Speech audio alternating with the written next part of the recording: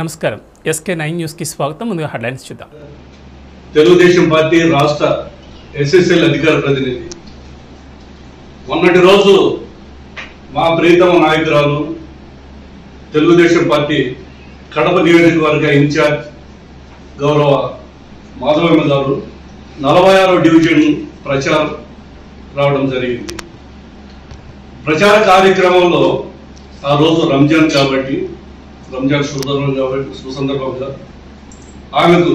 ఆమెను ఎంతో కడప నగర ప్రజలు మహిళలు ఆమె యొక్క పనితీరును ఆమె యొక్క ప్రోగ్రెస్ ఆమె యొక్క ప్రచారం చూసి కడప మహిళలు ఎంతో మంది ఆమెను పొగడ్తలో ముంచెత్తుతున్నారు.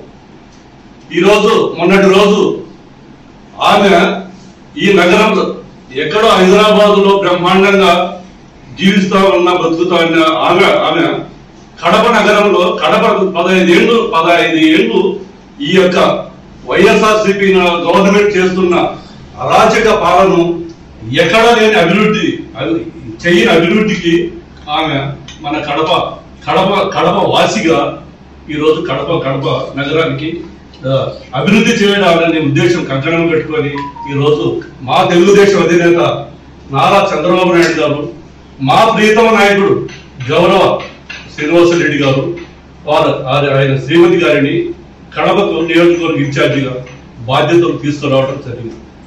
ఆమె ఈ 6 నెలల వ్యవధిలో కడప చుట్టుముట్టి కడపలో జరిగిన అవినీతిని అద్దం పెట్టినట్టు చూపిస్తుంటే ఈ యొక్క వైఎస్ఆర్సీపీ నాయకులు ఇంకా కొంతమంది మా తెలుగుదేశం పార్టీ అని చెప్పుకొని ఈ 10 ఏళ్ళ నుంచి బ్రతుకుతున్న కొంతమంది మహిళలు ఏదో ఇక్కడనే ఉండమని ఇప్పుడు సస్పెండ్ చేయడం జరిగింది.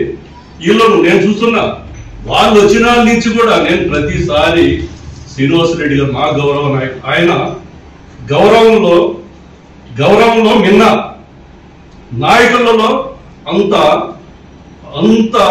గొప్ప వ్యక్తి, గొప్ప కుటుంబం నుంచి వచ్చిన వ్యక్తి. ఆయన వ్యక్తిత్వం కడప నగర ప్రజలకు కాదు, మన ఆంధ్రప్రదేశ్ లో శ్రీనివాసరెడ్డి గారు అంటే అంత మన్నలు పొందిన వ్యక్తిని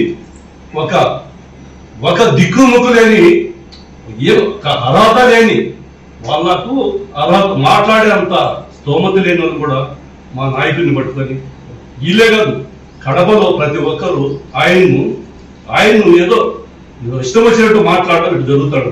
కానీ రాజకీయ భవిష్యత్తు కోసం మా నాయకుడి భవిష్యత్తు కోసం మా నాయకుడు ఇన్ని రోజుల నుంచి వెయిట్ చేయండి, వద్దండి. మేము ఎంతో మంది ఆయన శ్రేయోభిలాషులను ఆయన అనే మాటలు చూసి మేము బాధతో చెప్తాంటే మమ్మల్ని ఓదార్చిన సంఘటనలు ఎన్నో ఉన్నాయి. శ్రీనివాసరెడ్డి గారు అని మేము ఎంతో దిగజారి ఎంతో మేము మానసికంగా ఆయన్ను మేము ఉంటుంటే ఈరోజు ప్రతి ఒక్క నాయకుడు, ఒక చిన్న నాయకుడు ఇష్టం వచ్చినట్టు మాట్లాడేదానికి ఈరోజు కంకణం పెట్టుకుంటాను. నేను ఒకటే చెప్తున్నా, మీ స్థాయి అది కాదు. శ్రీనివాసరెడ్డి గారిని అడిగే స్థాయి మీది కాదు. వారి కుటుంబం గురించి మీకు తెలియదు. వారి కుటుంబం గురించి శ్రీనివాసరెడ్డి గారి గురించి తెలిసిన వ్యక్తి ఏ వ్యక్తికి ఆయన మాట్లాడడం లేదు.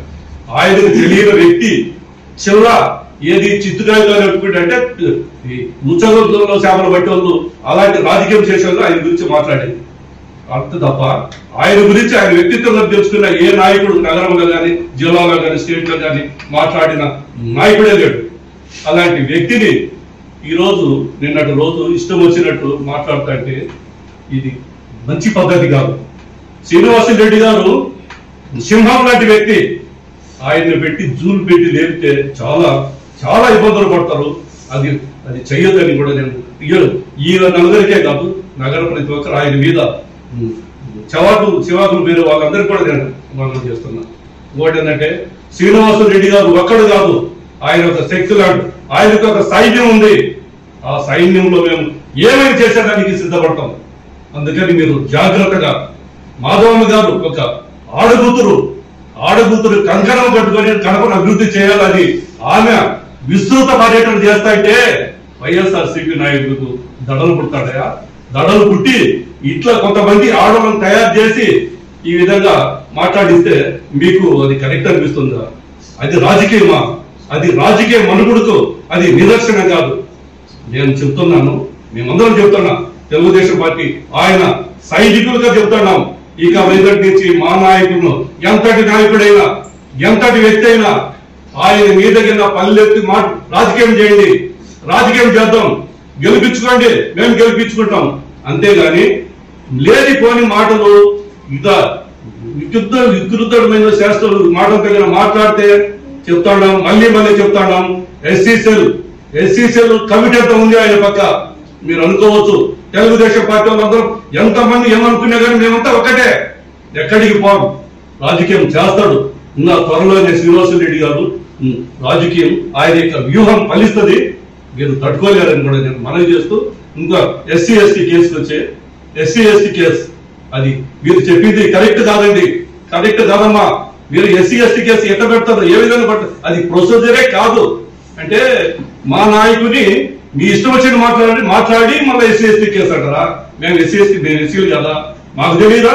శ్రీనివాసరెడ్డి గారి కుటుంబంలో ఎలా ఎస్సీ ఎస్టీలకు బీసీ అన్ని సామాజిక వర్గాలకు మర్యాద జరుగుతాడని మేము చూడలేదా? మేము ఇళ్ళ లేకపోతాం, వాళ్ళ ఇంట్లో నడింట్లో భోజనాలు చేస్తున్నాం కదా. మీరు ఎట్లా అంటున్నారు? తెలీదా ఎవరికి? మర్యాదలో ఎస్సీ ఎస్టీ అని అది తారతమ్యం చూపిస్తున్నారా శ్రీనివాసరెడ్డి గారు? ఆయన 10 ఏళ్ల రాజకీయ జీవితంలో కూడా ఈ రోజు మీరు అనుకోవచ్చు, ఎన్నైనా అనుకోవచ్చు మీరు కొంతమంది కానివాళ్ళు, కానీ శ్రీనివాసరెడ్డి గారి మనస్తత్వం అది కాదు, శ్రీనివాసరెడ్డి గారి రాజకీయం అది కాదు. ఆయన హోందాగా రాజకీయం చేస్తాడు.